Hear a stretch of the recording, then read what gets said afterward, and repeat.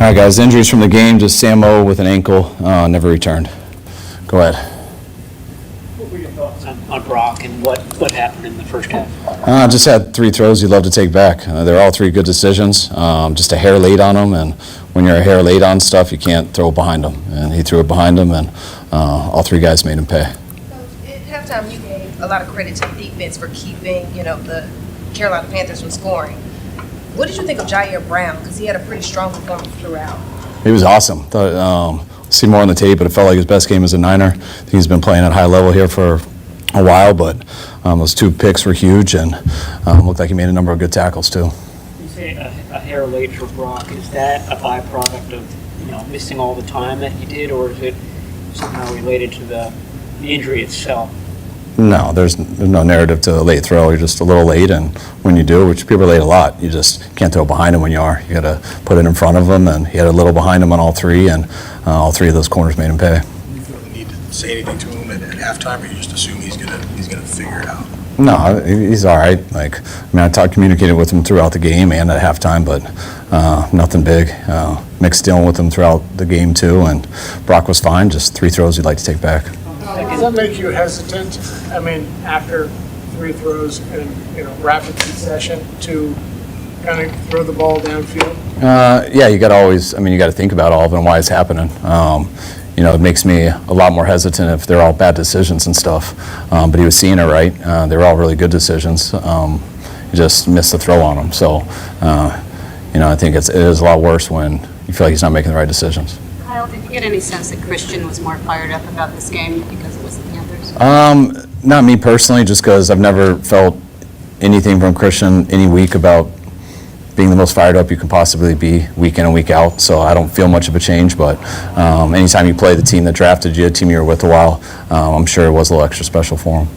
What did you think of Robert Saleh's game plan tonight? I thought he did an awesome job. The whole D did. Just especially overcoming those 3 turnovers. When you do that, especially I believe one was right there in the red zone. We got the pick. The other one we held him to a field goal, I think. But it was huge. He did an awesome game plan, and the guys played at a high level to it.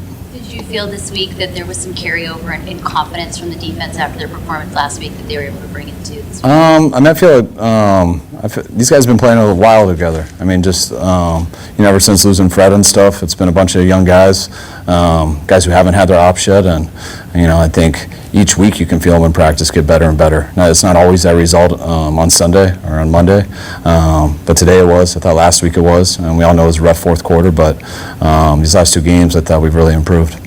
What did you see on the blocking on the touchdown run? It was awesome block by JJ, cracked the D in. We were able to get Trinket up on the free safety, and Christian followed right behind Juice on the cover 3 corner, and it was extremely clean, well-blocked play that allowed him to hit it, I think, from the 12.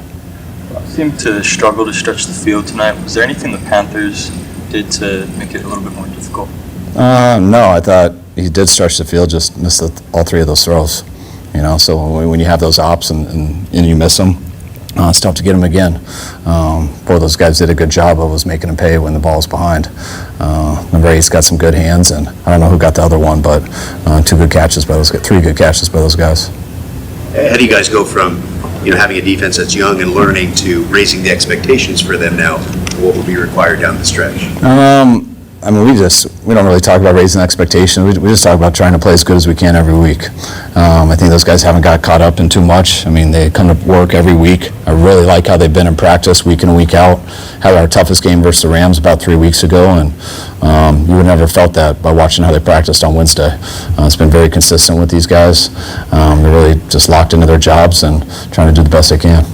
McCaffrey leads the league in both rushes and receptions.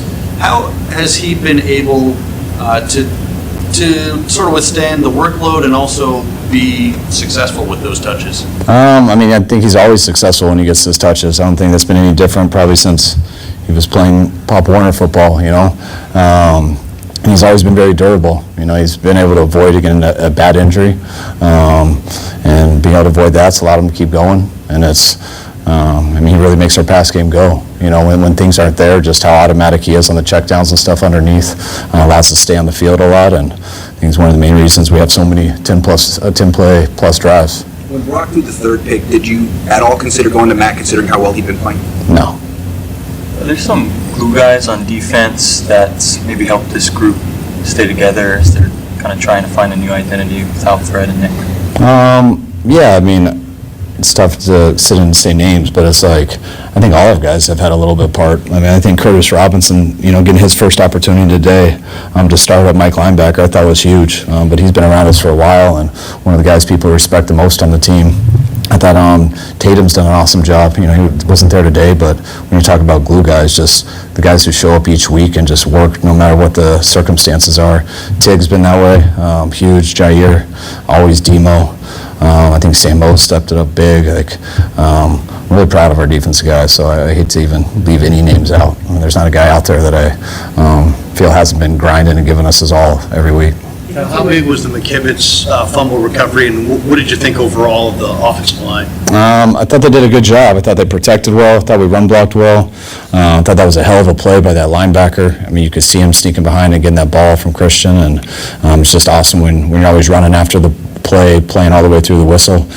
Good things happen, and Colton does that every play, and fortunately it was, so we didn't have a turnover there. Did you see what happened to Jauan on the last series? Yeah, the guy took a cheap shot and hit him in the balls, and I was real proud of Jauan for not losing his mind out there and getting him to the sideline. 9 touches for Christian on that opening drive. I'm sure that was scripted. But then you kind of backed off of him a little bit. Did Carolina do anything to take him away from you, or was that just part of your plan going in anyway? No, I mean, it wasn't scripted. Those plays are. I mean, when we hand it off, it is. But when you're, I mean, I'd be surprised how many passes where he's number one. If people are covered, you go to a check down, and Christian's as good of a check down as there is in the league. So, makes things pretty decisive for a quarterback. And every time we go to him underneath, usually we go to him in the right decisions because people are covered deep, and he's real easy to get the ball to after that.